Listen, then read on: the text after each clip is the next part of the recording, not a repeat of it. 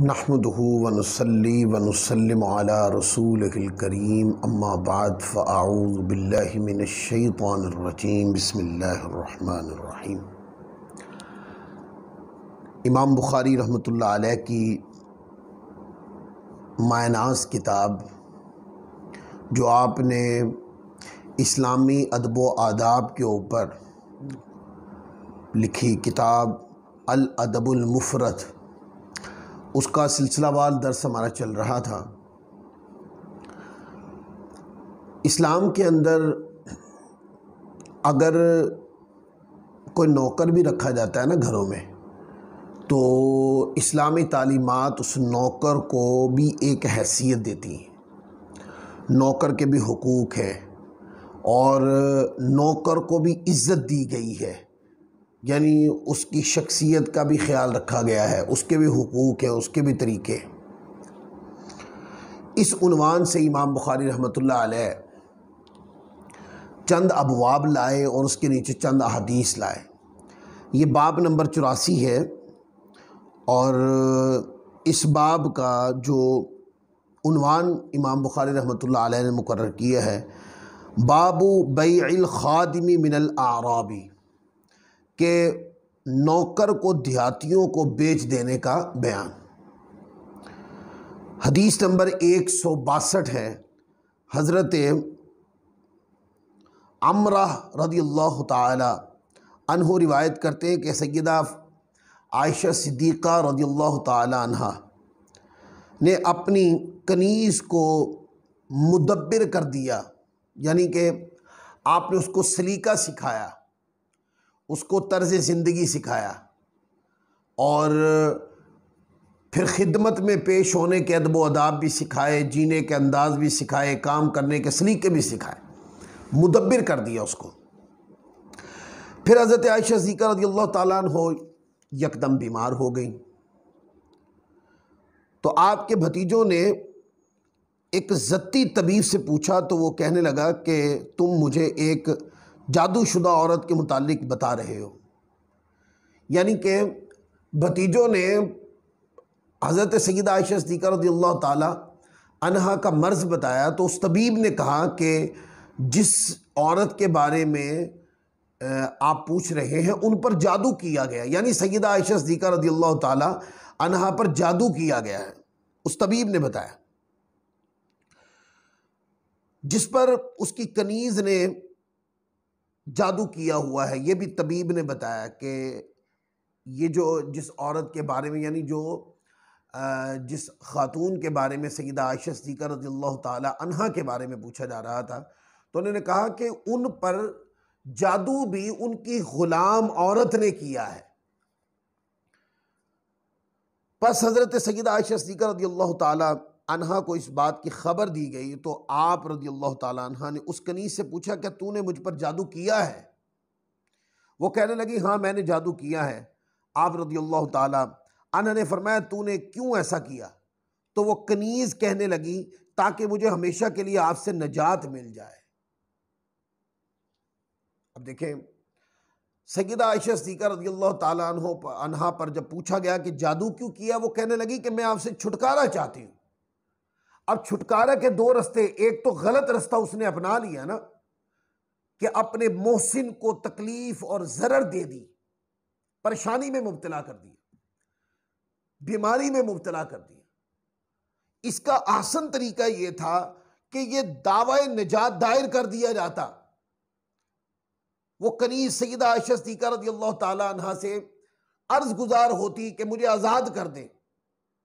हो सकता है उसको जादू वाले गलत रास्ते की तरफ जाना ही ना पड़ता और सय्यदा आयशा सिद्दीक़ा रज़ियल्लाहु ताला अन्हा उनको माफ़ भी कर देती और यानी कि निजात भी दे देती और ग़ुलामी से आज़ाद भी कर देती। लेकिन उसने ऐसा नहीं किया, उसने गलत रास्ता इस्तेमाल किया।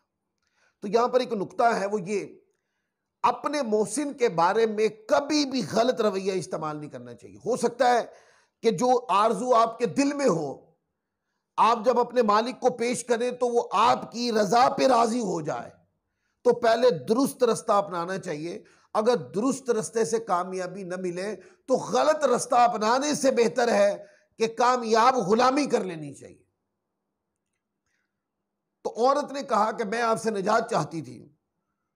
अब सैयदा आयशा सिद्दीक़ा रज़ियल्लाहु ताला अन्हा के घर वो कनीज़ खुश थी। खुश का माना अच्छा खाती थी, अच्छा पहनती थी, अच्छा ओढ़ती थी, कोई तकलीफ नहीं थी उसको। उसको एक बावकार बाइज्जत खातून की तरह सैयदा आयशा सिद्दीक़ा रज़ियल्लाहु ताला अन्हा ने रखा हुआ था, लेकिन फिर भी उसने नजात की तमन्ना की। तो फिर आप रज़ियल्लाहु ताला अन्हा ने फरमाया कि इसको अरब के बुरे लोगों के हाथों फरोख्त कर दो, यानी इल्म वाले नहीं, जाहिल लोगों के हाथों फरोख्त कर दो। अगर इनको फिर किसी ऐसे बंदे के जो अनजान है, ऐसा ना हो कि ये उनके पास जाए और दोबारा किसी और को तकलीफ दे, तो आपने उसको फरोख्त कर दी। अब इससे सबक क्या मिला? सबक जो पहले मैंने बयान किया, अपने मोहसिन की कदर करनी है, अपने मोहसिन की इज्जत करनी है, अपने मोहसिन के जरिए अपनी ज़ात पर होने वाले एहसानात को अपनाना है और उस पर अल्लाह ताला का शुक्र अदा करना है और अपने मोहसिन को तकलीफ नहीं देनी। और अगर कोई मोहसिन अपने मोहसिन से अगर कोई तमन्ना है तो उसको खुल के बयान कर देना है। हो सकता है कि जो आप बयान करें वो रज़ाए रब्बी भी वही हो और आपके मोहसिन के दिल में उसी तरह एक बात को रहम बना दिया गया हो पहले ही, और आपके मुंह से निकलने की देर वो कबूल हो जाए। तो गलत रास्ता अपनाने से बेहतर है सही रास्ते पे कोशिश जारी रखें।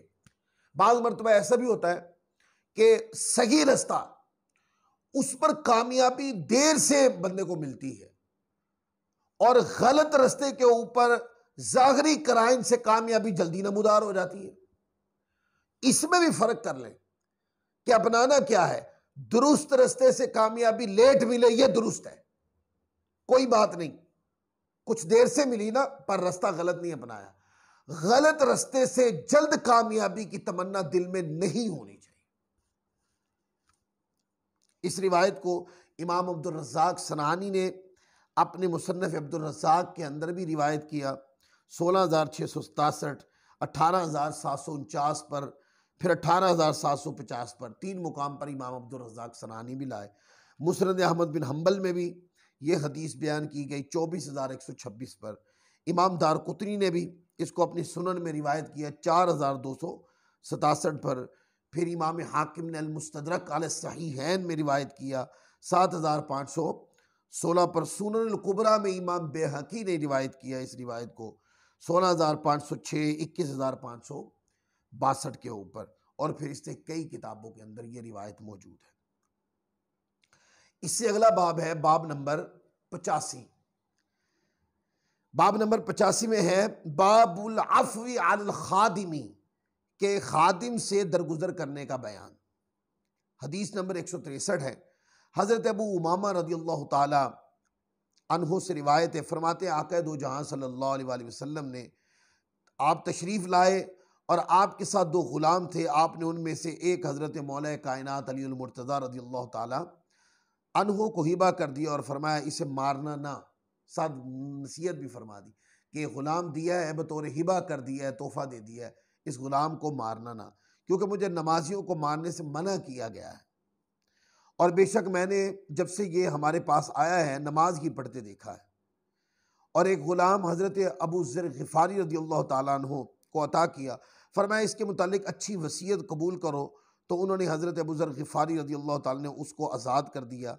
आपने उन यानी हज़रत अबू ज़र ग़िफ़ारी रज़ियल्लाहु ताला से पूछा उस ग़ुलाम के साथ तूने क्या किया? तो उन्होंने कहा या रसूलल्लाह आपने मुझे हुक्म फरमाया कि उसके मुतालिक भलाई करने की वसीयत कबूल कर, तो मैंने उसे आज़ाद कर दिया, यानी ये मैंने उसके साथ भलाई की कि आज़ाद कर दिया। अब इसके अंदर पैगाम क्या है?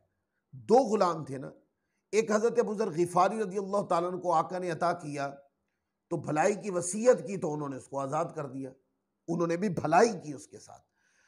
एक ग़ुलाम मौला कायनात अली अल मुर्तज़ा रज़ियल्लाहु ताला अन्हु को हुज़ूर अलैहिस्सलातु वस्सलाम ने अता फरमाया, तो साथ ये फरमाया कि इसको मारना ना, क्योंकि हमें नमाजियों को न मारने का कहा गया है और जब से ये हमारे पास आया है हुजूर फरमाते मैंने इसको नमाज ही पढ़ते देखा है। अब ये एक टुकड़ा लेकर मैं मुआशरे की एक गलती के ऊपर तरबियत करना चाहता हूं। वो क्या? वो ये कि आप देखते हैं कि गुलाम तो कई लोगों ने रखे होते हैं। गुलाम का माना होता है, ये टर्म पहले गुलाम के तौर पर, नौकर के तौर पर बोली जाती थी।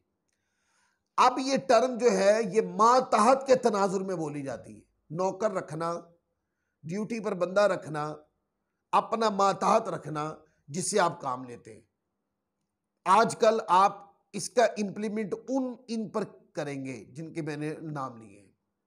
तो देखें कितने लोग हैं, कितने ऐसे मिलों के ओनर्स वगैरह हैं। कई लोग हैं जिन्होंने मुख्तलिफ शॉप्स खोली हैं और वहां पर वो लोग नौकरी के लिए लोग रखते हैं। मुख्तलिफ डिपार्टमेंट्स वगैरह हैं, उसमें लोग नौकरी के लिए रखे जाते हैं। मैं ऐसे भी डिपार्टमेंट जानता हूं कि जहां पर मना किया जाता है कि आप नमाज नहीं पढ़ सकते। ये इस बात से मना किया जाता है, आप यहां नौकरी करने आते हैं या नमाज पढ़ने आते हैं। ये मुसलमान मुआशरे में हो रहा, यानी ये वो बातें हैं जो कानों से सुनी गई हैं।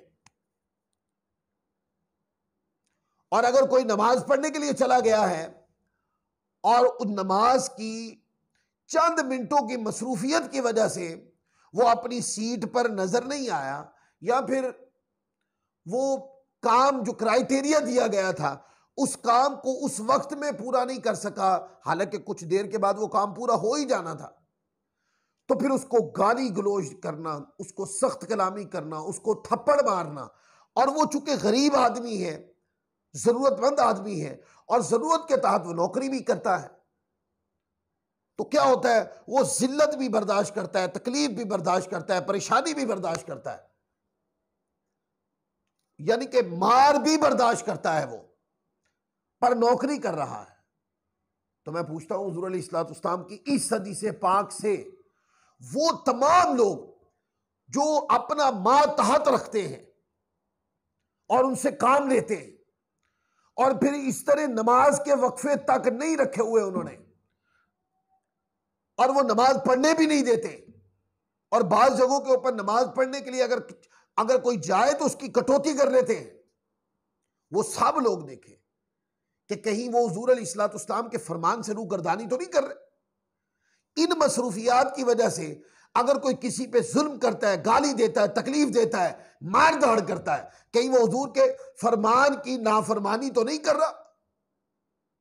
अगर कारोबार में बरकत है तो मुस्तफ़ा की बदौलत है, कारोबार से आसाइशें हैं तो मुस्तफ़ा की बदौलत है, कारोबार के अंदर परेशानियों से महफूज है कारोबार तो ये मुस्तफ़ा की बदौलत है, दुआएं कबूल होती हैं तो मुस्तफ़ा की बदौलत है, दीन मिला मुस्तफ़ा की बदौलत, दुआएं कबूल होती है मुस्तफ़ा की बदौलत, अच्छा रिस्क मिल रहा है मुस्तफ़ा की बदौलत है। तो अगर मुस्तफ़ा सल्लल्लाहु अलैहि वसल्लम की नाफरमानी अगर कोई बंदा करे और करने के बाद कहे मुझे आसाइश नहीं मिलती या मेरी आसाइशें छिनती चली जा रही हैं, तो यहां नाफरमानी एक गुनाह है, वहां इसके नताइज भी दुनिया के अंदर ही बंदा देख लेता और आखिरत की सजा इसके अलावा है। और फिर आप देखें ये तो वो सरीह हुक्म है ना कि जिसने इस तरह किया तो वो अल्लाह के नबी सल्लल्लाहु अलैहि वसल्लम के नाफरमान ठहरा। लेकिन आप आए, ये काम उन्वाने बदअखलाकी भी है, ये काम उन्वाने बदतमीजी भी है, ये काम उन्वाने यानी ये इस चीज का उन्वान भी है कि इससे हुकूकुल इबाद पामाल होते हैं। लिहाजा नमाज के एक तो वक्फे देने चाहिए और दूसरा यह है कि नमाज पढ़ने वाले बंदे से अगर थोड़ी कहीं ऐसा हो भी जाए तो हिकमत के साथ, तदबीर के साथ, नसीहत के साथ, हुस्न अखलाक के साथ, मोहब्बत प्यार मुस्कुराहट के साथ, तरगीबाना तनाजुर के अंदर थपकी देकर बात को समझाने की आदत डालें। गाली देना, तकलीफ देना, थप्पड़ मारना ये अच्छी बात नहीं। हो सकता है कि किसी ऑनर ने अपने माताहत को थप्पड़ मारा, वो नमाजी था या नेक साले आदमी था, आपने तो थप्पड़ मार के अपने अंदर की आग को बुझा लिया, लेकिन अल्लाह तबारक व तआला जलाल में आ गया क्योंकि उसके नेक बंदे को तकलीफ दी गई है। हो सकता है जिस दुकान पर या जिस मिल में या जिस डिपार्टमेंट में वो बंदा काम करता है, उसकी दुआओं की बदौलत उस डिपार्टमेंट को, उस दुकान को, उस मिल को तरक्कियां मिल रही होंगी। वो दुआ करता होगा, अल्लाह का महबूब और नेक आदमी होगा, अल्लाह ताला उसकी बदौलत करम फरमाता होगा। आज जब उसको थप्पड़ लगे तो अल्लाह तबारक व तआला अज़्ज़ व जल का कहर जलाल में आ गया। वो जो अल्लाह की रहमत बरसी थी तरक्की की सूरत में, वो अल्लाह का करम बरसा था उरूज की सूरत में, वो सब आहिस्ता आहिस्ता छिलना शुरू हो गए। क्यों? कि अल्लाह तबारक व तआला का वो बरगुज़ीदा बंदा जिसको अल्लाह की बारगाह में इज्जत है, उसकी यहां जिल्लत की गई है। लिहाजा दोस्तों, हमेशा से ये तरबियत है इस हदीस पाक के अंदर कि कभी भी नमाजी को मारना नहीं है, थप्पड़ नहीं मारना, तकलीफ नहीं देनी, किसी की इज्जत नफ्स पर हाथ साफ नहीं करने, तरगीब दिलानी है मोहब्बत प्यार से। अगर किसी को समझ ना आए तो समझाने की तकरार करनी है, अल्लाह से दुआ करनी है, मुसलसल काम को जारी रखना है। दिलों में बात अल्लाह तबारक व तआला के करम से डाली जाती है। बाद मर्तबा बंदा मार भी लेता है, धाड़ भी लेता है, पर बात दिलों में असर नहीं करती, बदगुमानियां बढ़ जाती हैं। और बाद मर्तबा बंदा तरगीबाना लबो लहजे में बात करता है और दुआ भी कर रहा होता है साथ, तो अल्लाह तबारक व तआला अज़्ज़ व जल नसीहत कबूल करने के रास्ते हमवार फरमा देता है, उसके नताइज सामने आना शुरू हो जाते हैं। तो ये हदीस नंबर 163 थी। अब आगे एक हदीस और पढ़ते हैं आज। इस हदीस पाक का भी इमाम बुखारी रहमतुल्लाह अलैह, ये बाब नंबर 86 होगा, और बाब नंबर 86 का जो बाब का उन्वान है, बाब मन खातमा अला खादिमिही मखाफता सूइज़्ज़न्नी, कहा कि जो अपने खादिम से बदगुमानी के खौफ से मुंह फेर ले, इसका बयान। अब देखें ना, उन्वान के अंदर कितनी बड़ी तरबियत है, उन्वान के अंदर कि जो अपने खादिम से बदगुमानी के खौफ से मुंह फेर ले, यानी इस वजह से किसी काम से मुंह फेर लेना, या किसी के सामने कोई ऐसा काम ना करना कि कहीं कोई बदगुमानी का शिकार ना हो जाए। कितनी एहतियात है, जबकि लोग गुनाह करने के पॉइंट हमवार करते हैं, गुनाह करना लोगों के लिए आसान करते हैं। हदीस में है, अनस इब्न मालिक रज़ियल्लाहु ताला अन्हु फरमाते हैं कि जब नबी करीम सल्लल्लाहु अलैहि वसल्लम मदीना तशरीफ़ लाए तो आपका कोई खादिम ना था। पास हज़रत अबू तलहा रज़ियल्लाहु ताला अन्हु ने मेरा हाथ पकड़ा और मुझे साथ लेकर चले, हत्ता कि मुझे नबी करीम सल्लल्लाहु अलैहि वसल्लम की खिदमत में पहुंचा दिया। अनस इब्न मालिक कहते हैं, बस अर्ज़ की या नबी अल्लाह, बेशक अनस अक्लमंद होशियार लड़का है, ये आपकी खिदमत करेगा या रसूल अल्लाह। हज़रत अनस कहते हैं, बस मैं आप सल्लल्लाहु अलैहि वसल्लम का सफ़र व हज़र में खादिम रहा जब से आप मदीना मुनव्वरा तशरीफ़ लाए, हत्ता कि आपने विसाल फरमाया। आपने मुझे किसी चीज़ के मुतालिक कभी ये नहीं फरमाया जो मैंने की होती कि तूने ये ऐसे ऐसे क्यों किया, और ना इस चीज़ के मुतालिक कभी फरमाया जो मैंने नहीं की होती कि तूने ये ऐसे ऐसे क्यों नहीं किया। यानी हर उस बात से हुज़ूर अलैहिस्सलाम ने वो कलिमात, यानी जायज़ कलिमात भी नहीं उठाए, अपनी ज़ुबान मुक़द्दस से कलाम नहीं की, कई बदगुमानी का शिकार ना हो जाए। वगरना किसी चीज़ के बारे में ये पूछना कि ये आपने क्यों किया, इसमें मुस्बत पहलू ज़्यादा है, मनफी पहलू कम है, लेकिन मनफी पहलू में बदगुमानी का अंदेशा ज़रूर है। तो मेरे आका की ज़ुबान पाक का एहतियात तो देखें। हुज़ूर अलैहिस्सलाम ने वो कलिमात ही इस्तेमाल नहीं फरमाए जिससे बदगुमानी की तरफ रास्ता खुलता हो। ये क्या है? ये रहबर ने सोचना है, ये किसी कारोबार के ऑनर ने सोचना है, ये घर के बड़े ने सोचना है, ये उस्ताद ने सोचना है, ये मुआशरे के बड़े लोगों ने सोचना है जो नीचे तरबियत करते हैं, या वो किसी मनसब पे फायद है, चाहे वो दुनियावी या यतीमी मनसब है, कि मैंने कोई काम ऐसा नहीं करना, कोई बात ऐसी नहीं करनी जिससे किसी के दिल के अंदर बदगुमानी का इशारा भी फटके, किसी को बदगुमानी के लिए राह भी हमवार हो। मैंने ऐसा कोई काम नहीं करना, और अगर हो गया है तो उसका उसी वक्त मुंह बंद कर देना है। बदगुमानी के जो खुलने वाला रास्ता, उसका मुंह बंद कर देना, ताकि कोई बदगुमानी कर न ले, क्योंकि बदगुमानी भी एक जहालत है, बदगुमानी भी गुनाह होती है। जब बंदा बदगुमानी करता है तो यहीं से गीबत के रास्ते खुलते हैं, यहीं से बोहतानबाजी के रास्ते खुलते हैं, यहीं से फिर चुगली के रास्ते खुलते हैं। लिहाजा जब बंदा बदगुमानी ही नहीं करता तो सारे गुनाहों से बच जाता। तो तरबियत यह की गई कि इस तरीके से रहना है, इस तरीके से अपनी जिंदगी को, अपने अंदाजे जिंदगी को इस तरीके से गुजारना है कि कोई कभी हमसे बदगुमानी का शिकार ना हो, ना हमसे कोई ऐसी बात सरजद हो कि किसी को हमसे या हमारी बात से किसी और के लिए बदगुमानी का रास्ता खुले। अब देखें ना, अनस इब्न मालिक रज़ियल्लाहु तआला हजरत अबू तलहा लेकर गए, तो हजरत अबू तलहा जो है, हजरत अनस इब्न मालिक रज़ियल्लाहु तआला की वालदा हजरत उम्मे सुलैम, हजरत उम्मे सुलैम हजरत अनस इब्न मालिक की वालदा है।